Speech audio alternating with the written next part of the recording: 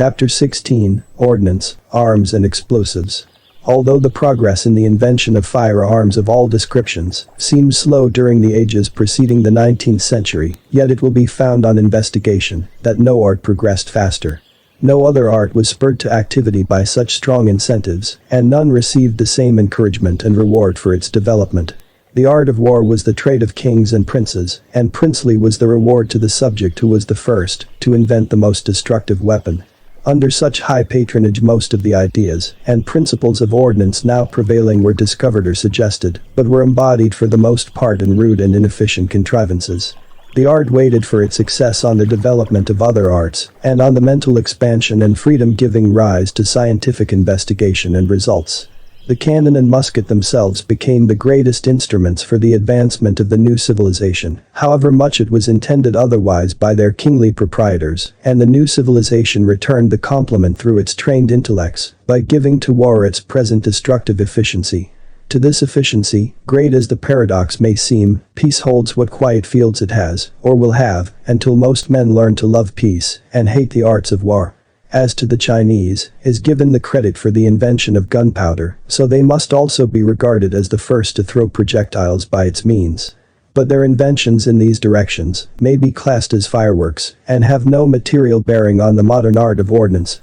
It is supposed that the word cannon is derived from the same root as cane, originally signifying a hollow reed, and that these hollow reeds or similar tubes closed at one end were used to fire rockets by powder.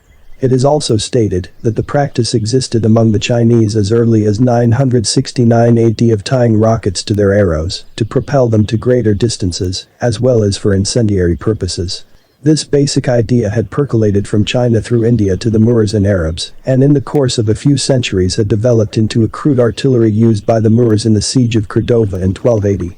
The Spaniards, thus learning the use of the cannon, turned the lesson upon their instructors when under Ferdinand IV. They took Gibraltar from the Moors in 1309. Then the knowledge of artillery soon spread throughout Europe. The French used it at the siege of Guillaume in 1338, and the English had 3 small guns at Crecy in 1346. These antique guns were made by welding longitudinal bars of iron together and binding them by iron rings shrunk on while hot. Being shaped internally and externally like an apothecary's mortar, they were called mortars or bombards. Some were breech loaders, having a removable chamber at the breech into which the charge of powder was inserted behind the ball. The balls were stone. These early cannon, bombards, and mortars were mounted on heavy solid wooden frames and moved with great difficulty from place to place. Then in the 15th century they commenced to make wrought iron cannon and hollow projectiles containing a bursting charge of powder to be exploded by a fuse lit before the shell was fired. In the next century cannon were cast. The Hindus, when their acquaintance was made by the Europeans, were as far advanced as the latter in cannon and firearms. One cannon was found at Bijapur, in India, cast of bronze, bearing date 1548, and called the Master of the Field, which weighed 89,600 pounds, and others of similar size of later dates.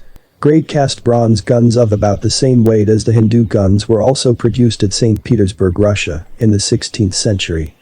Many and strange were the names given by Europeans to their cannon in the 15th and 16th centuries to denote their size and the weight of the ball they carried. Such as the Assac, the Bombard, the Basilisk, the Cannon Royal or Carthan, the Culverin, Demi-Culverin, Falcon, Siren, Serpentine, etc. The bombards in the 15th century were made so large and heavy, especially in France, that they could not be moved without being taken apart. When the heavy, unwieldy bombards with stone balls were used, artillery was mostly confined to castles, towns, forts, and ships.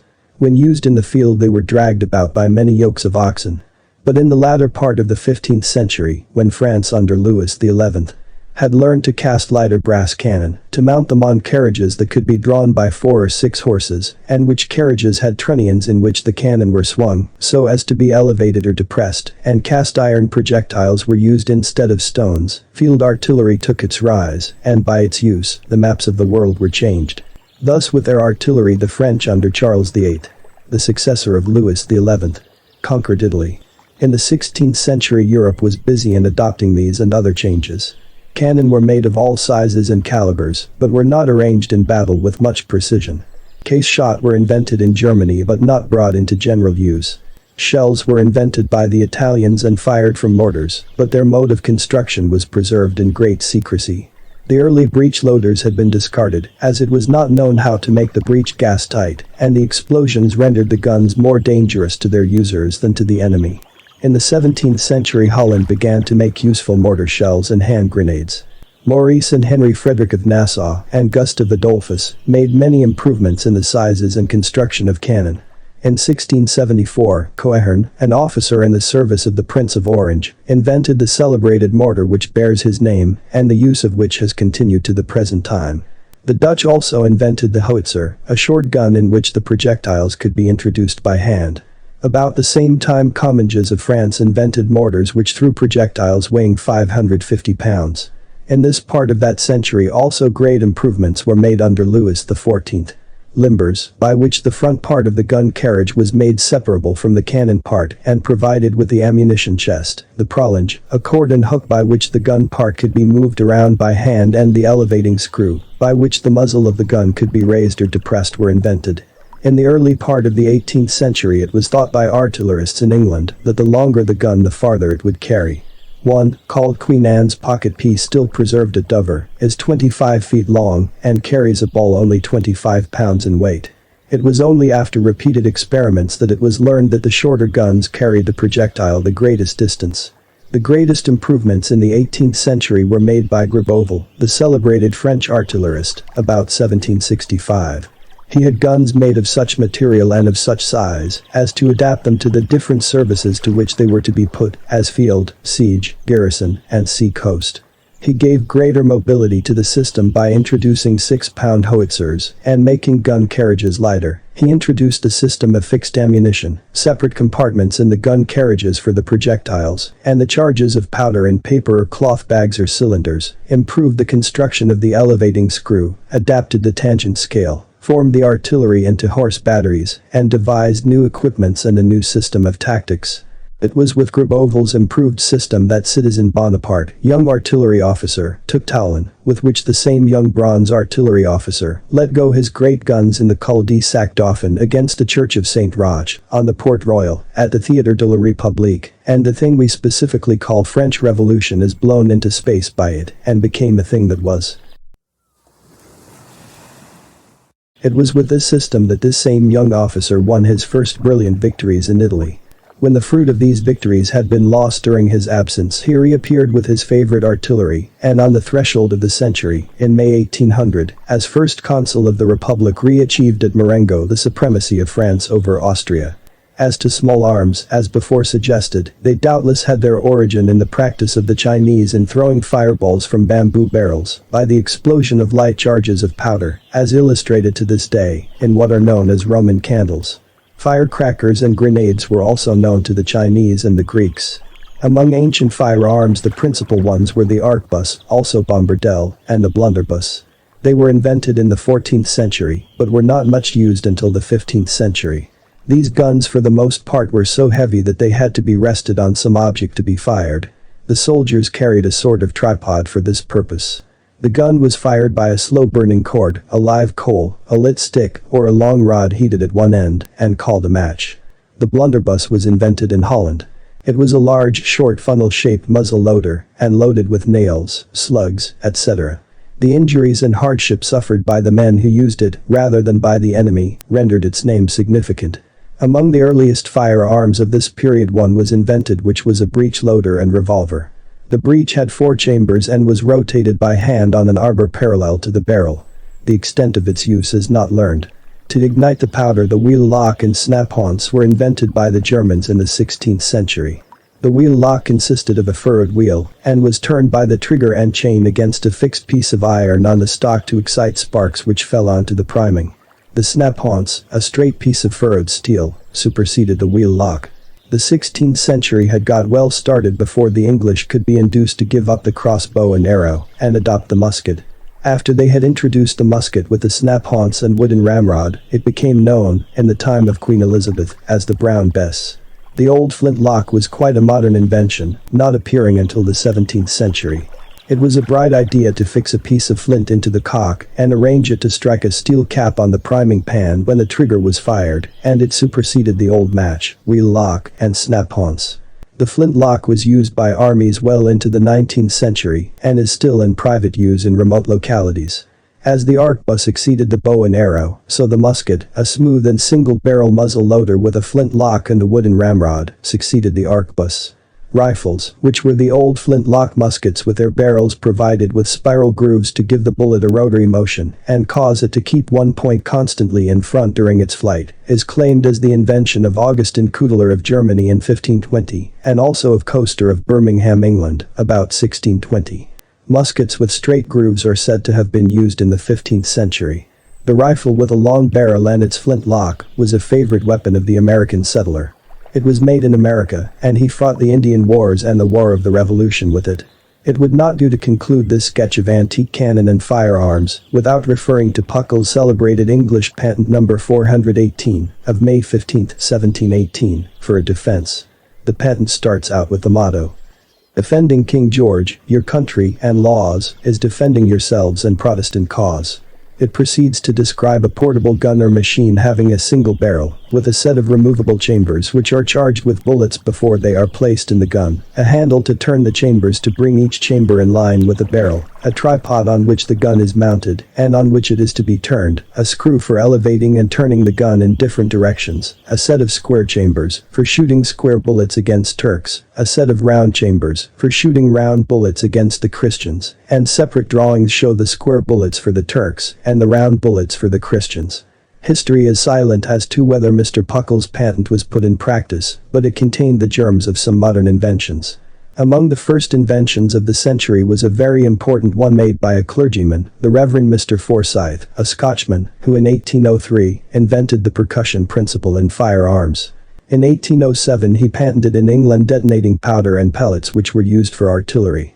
About 1808 General Shrapnel of the English Army invented the celebrated shell known by his name. It then consisted of a comparatively thin shell filled with bullets, having a fuse lit by the firing of the gun, and adapted to explode the shell in front of the object fired at. This fuse was superseded by one invented by General Bormann of Belgium, which greatly added to the value of case shot. In 1814 Joshua Shaw of England invented the percussion cap. Thus, by the invention of the percussion principle by Forsyth, and that little copper cylinder of Shaw, having a flake of fulminating powder inside and adapted to fit the nipple of a gun and be exploded by the fall of the hammer, was sounded the death knell of the old flintlocks, with which the greatest battles of the world had been and were at that time being fought. The advantages gained by the cap were the certain and instantaneous fire, the saving in time, power, and powder obtained by making smaller the orifice through which the ignition was introduced, and the protection from moisture given by the covering cap. And yet so slow is the growth of invention sometimes that all Europe continued to make the flintlocks for many years after the percussion cap was invented, and General Scott, in the war between the United States and Mexico in 1847, declined to give the army the percussion cap musket.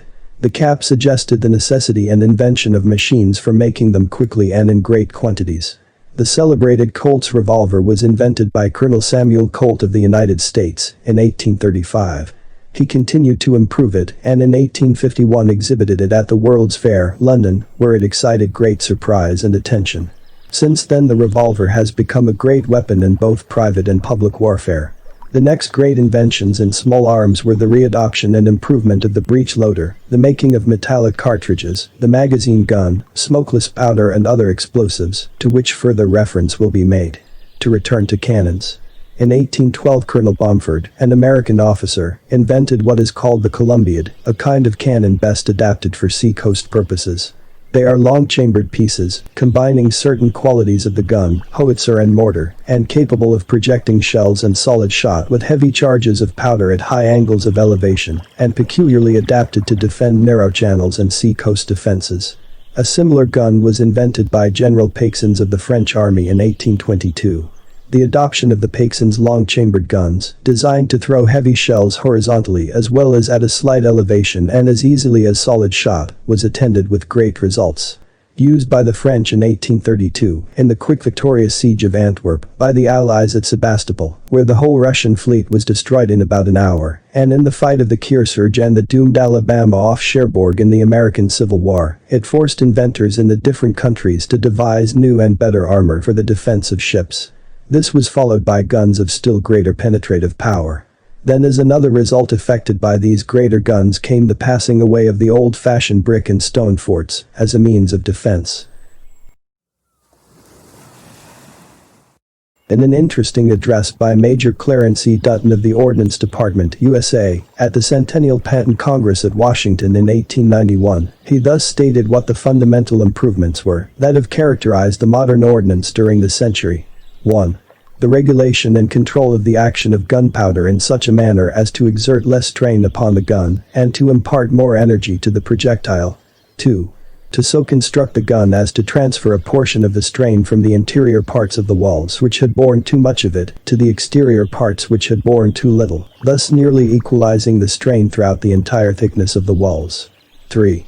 To provide a metal which should be at once stronger and safer than any which had been used before. In the United States, General Rodman, one of the pioneers of arms science, commenced about 1847 a series of investigations and experiments on the power and action of gunpowder and the strains received by every part of the gun by the exploding gases, of very great importance, and in this matter, he was assisted greatly by Dr. W. E. Woodbridge, who invented an ingenious apparatus termed a piezometer, or a pressure measurer, by which the pressure of the gases at the various parts of the gun was determined with mathematical certainty. Dr. Woodbridge also added greatly to the success of rifled cannon. The success in rifling small arms, by which an elongated ball is made to retain the same end foremost during its flight, led again to the attempts of rifling cannon for the same purpose, which were finally successful. But this success was due not to the spiral grooves in the cannon bore, but in attachments to the ball, compelling it to follow the course of the grooves and giving it the proper initial movement. The trouble with these attachments was that they were either stripped off or stripped away by the gun spirals. Woodbridge in 1850 overcame the difficulty by inventing an improved sabot, consisting of a ring composed of metal softer than the projectile or cannon, fixed on the inner end of the projectile, and grooved at its rear end, so that when the gun is fired and the ball driven forward these grooves expand, acting valvularly to fill the grooves in the gun, thus preventing the escape of the gases, while the ring at the same time is forced forward onto the shell so tightly and forcibly that the projectile is invariably given a rotary motion and made to advance strictly in the line of axis of the bore and in the same line during the course of its flight. This invention in principle has been followed ever since, although other forms have been given the sabot, and it is due to this invention that modern rifled cannon have been so wonderfully accurate in range and efficient in the penetrating and destructive power, both on sea and land. Woodbridge also invented the wire wound cannon and a machine for winding the wire upon the gun, thus giving the breech part, especially, immense strength.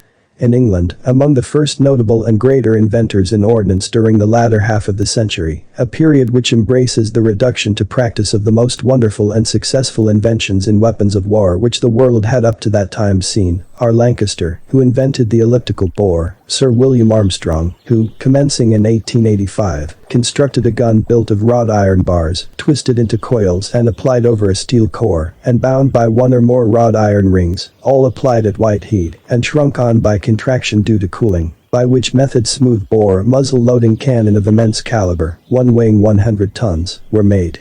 They were followed by Armstrong, inventor of breech loaders, Blakely, inventor of cannon made of steel tubes and an outer jacket of cast iron, and Sir Joseph Whitworth, inventor of most powerful steel cannon and compressed steel projectiles.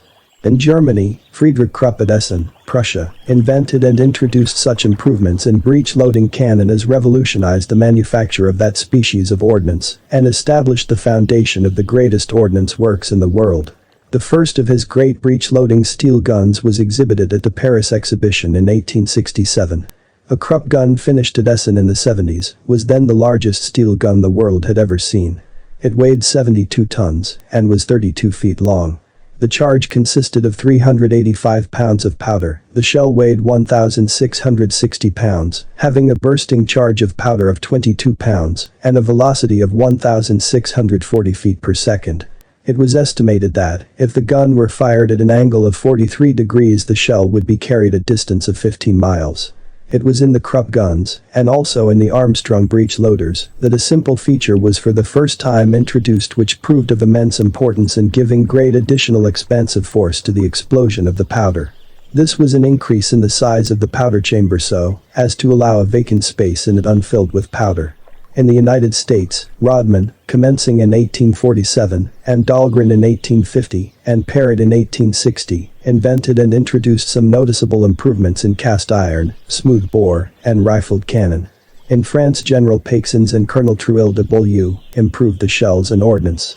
The latest improvements in cannon indicate that the old smooth-bore muzzle-loader guns are to be entirely superseded by breech loaders, just as in small arms the muzzle-loading musket has given way to the breech-loading rifle. A single lever is now employed, a single turn of which will close or open the breech, and when opened expel the shell by the same movement. Formerly breech loaders were confined to the heaviest ordnance, now they are a part of the lightest field pieces.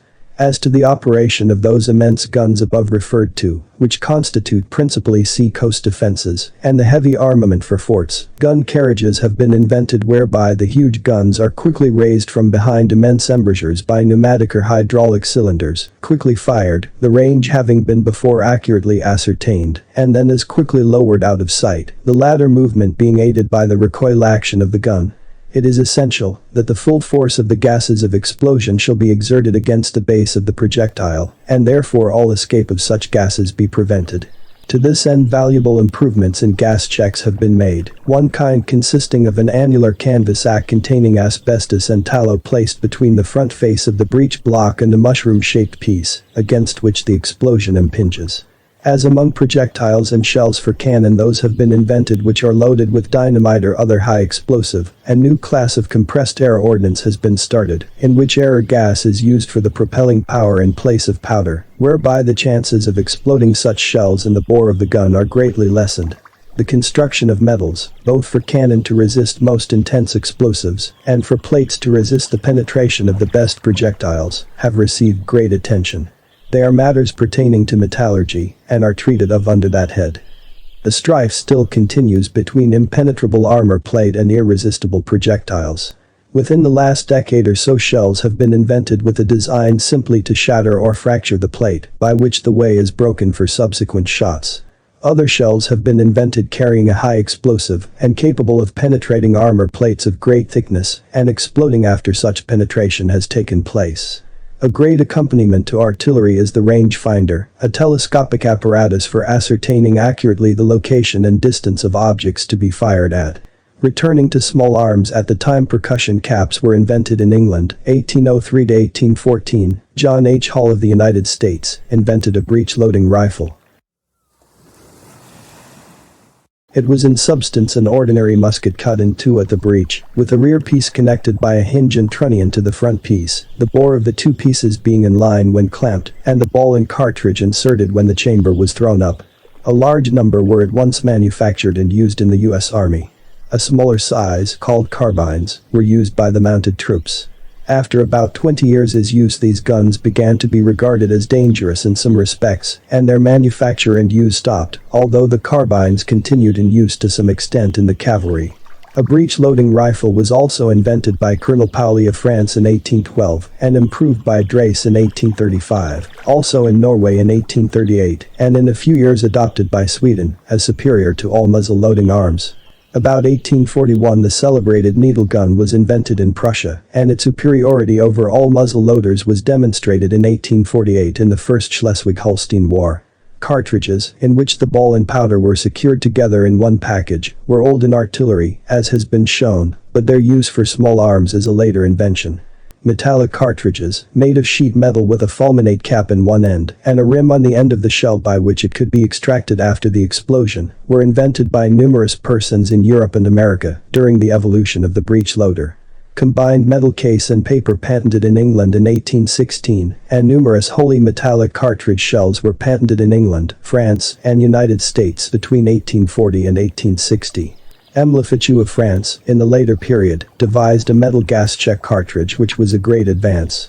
A number of inventors in the United States besides Hall had produced breech-loading small arms before the Civil War of 1861, but with the exception of Colts' Revolver and Sharp's carbine, the latter used by the cavalry to a small extent, none were first adopted in that great conflict. Later, the Henry or Winchester breech-loading rifle and the Spencer magazine gun were introduced and did good service. But the whole known system of breech-loading small arms was officially condemned by the U.S. military authorities previous to that war.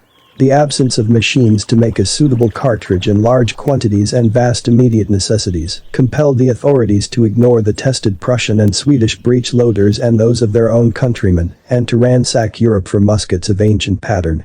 These were worked by the soldiers under the ancient tactics of load, ram, charge and fire until a stray bullet struck the ramrod or the discharge of a few rammed cartridges so overheated the musket as to thereby dispense with the soldier and his gun for further service in that field. However, private individuals and companies continued to invent and improve, and the Civil War in America revolutionized the systems of warfare and its weapons. The wooden walls of the navies disappeared as a defense after the conflict between the Monitor and the Merrimac, and muzzle-loading muskets became things of the past. Torpedoes, both stationary and movable, then became a successful weapon of warfare. Soon after that war, and when the United States had adopted the Springfield breech-loading rifle, the works at Springfield were equipped with nearly 40 different machines, each for making a separate part of a gun in great quantities. Many of these had been invented by Thomas Blanchard 40 years before. That great inventor of labor-saving machinery had then designed machines for the shaping and making of gun stocks and for forming the accompanying parts. Blanchard was a contemporary of Hall, and Hall, to perfect his breech loader, was the first to invent machines for making its various parts. His was the first interchangeable system in the making of small arms. Army officers had come to regard the gun as only the casket, while the cartridge is the jewel, and to this end J.G. Gill at the U.S. Arsenal at Frankfurt, Philadelphia, devised a series of cartridge-making machines, which ranked among the highest triumphs of American invention. The single breech loader is now being succeeded by the magazine gun, by which a supply of cartridges in a chamber is automatically fed into the barrel. The Springfield has been remodeled as a magazine loader. Among later types of repeating rifles, known from the names of their inventors, are the Krag Jorgensen and the Mauser, and the crack of these is heard around the world. Modern rifles are rendered more deadly by the fact that they can be loaded and fired in a recumbent position, and with smokeless powder, by which the soldier and his location remain concealed from his foe. The recoil of the gun in both large and small arms is now utilized to expel the fired cartridge shell and to withdraw a fresh one from its magazine and place it in position in the chamber. Compressed air and explosive gases have been used for the same purpose. A small electric battery has been placed in the stock to explode the cartridge when the trigger is pulled. Sporting guns have kept pace with other small arms in improvements, and among modern forms are those which discharge in alternative succession the two barrels by a single trigger. Revolvers have been improved, and the Smith & Wesson is known throughout the world. The idea of machine guns, or mitrailleuses, was not a new one, as we have seen from Puckel's celebrated patent of 1718. Also history mentions a gun composed of 4 breech-loading tubes of small caliber, placed on a 2-wheeled cart used in Flanders as early as 1347, and of 4-tube guns used by the Scotch during the Civil War in 1644. The machine gun invented by Dr. Gatling of the United States during the Civil War and subsequently perfected has become a part of the armament of every civilized nation. The object of the gun is to combine in one piece the destructive effect of a great many and to throw a continuous hail of projectiles. The gun is mounted on a tripod, the cartridges are contained in a hopper mounted on the breech of the gun and are fed from locks into the barrels, which are usually 5 or 10 in number, as the locks and barrels are revolved by a hand crank. As the handle is turned, the cartridges are first given a forward motion, which thrusts them into the barrels, closes the breech and fires the cartridges in succession, and then a backward motion which extracts the empty shells. The gun weighs 100 pounds, and firing may be kept up with a 10-barrel gun at 1,000 shots a minute. The Hotchkiss revolving cannon is another celebrated American production named from its inventor and constructed to throw heavier projectiles than the Gatling. It also has revolving barrels and great solidity in the breech mechanism. It has been found to be of great service in resisting the attacks of torpedo boats. It is adapted to fire long-range shells with great rapidity and powerful effect, and is exceedingly efficient in defense of ditches and entrenchments. Explosives. The desire to make the most effective explosives for gunnery led to their invention not only for that purpose, but for the more peaceful pursuit of blasting. Gun cotton, that mixture of nitric acid and cotton, made by Schonbein in 1846 and experimented with for a long time as a substitute for gunpowder in cannon and small arms, and finally discarded for that purpose, is now being again revived, but used chiefly for blasting. This was followed by the discovery of nitroglycerin, a still more powerful explosive agent, too powerful and uncontrollable for guns as originally made. They did not supersede gunpowder, but smokeless powders have come, containing nitrocellulose, or nitroglycerin rendered plastic, coherent and homogeneous, and converted into rods or grains of free-running powder, to aid the breech loaders and magazine guns, while the high explosives, gun cotton, nitroglycerin, dynamite, dualine, etc., have become the favorite agencies for those fearful offensive and defensive weapons, the torpedoes. From about the time of the discovery of gunpowder, stationary and floating chambers and mines of powder, to be discharged in early times by fuses, later by percussion or electricity, have existed, but modern inventions have rendered them of more fearful importance than was ever dreamed of before this century. The latest invention in this class is the submarine torpedo boat, which, moving rapidly towards an enemy's vessel, suddenly disappears from sight beneath the water and strikes the vessel at its lowest or most vulnerable point. The inquiry as to whether all this vast array of modern implements of destruction is to lessen the destruction of human life, shorten war, mitigate its horrors and tend toward peace, there can be but one answer. All these desirable results have been accomplished whenever the new inventions of importance have been used. Warlike tribes have been put to flight so easily by civilized armies in modern times that such tribes have been doubted as possessing their boasted or even natural courage. Nations with a glorious past as to bravery but with a poor armament have gone down suddenly before smaller forces armed with modern ordnance. The results would have been reversed, and the derision would have proceeded from the other side if the conditions had been reversed and those tribes and brave peoples been armed with the best weapons and the knowledge of their use. The courage of the majority of men on the battlefield is begot of confidence and enthusiasm, but this confidence and enthusiasm, however great the cause, soon fail, and discretion becomes the better part of valor if men find that their weapons are weak and useless against vastly superior arms of the enemy. The slaughter and destruction in a few hours with modern weapons may not be more terrible than could be inflicted with the old arms by far greater forces at close quarters in a greater length of time in the past, but the end comes sooner, and the prolongation of the struggle with renewed sacrifices of life, and the long-continued and exhausting campaigns, giving rise to diseases more destructive than shot or shell, are thereby greatly lessened, if not altogether avoided.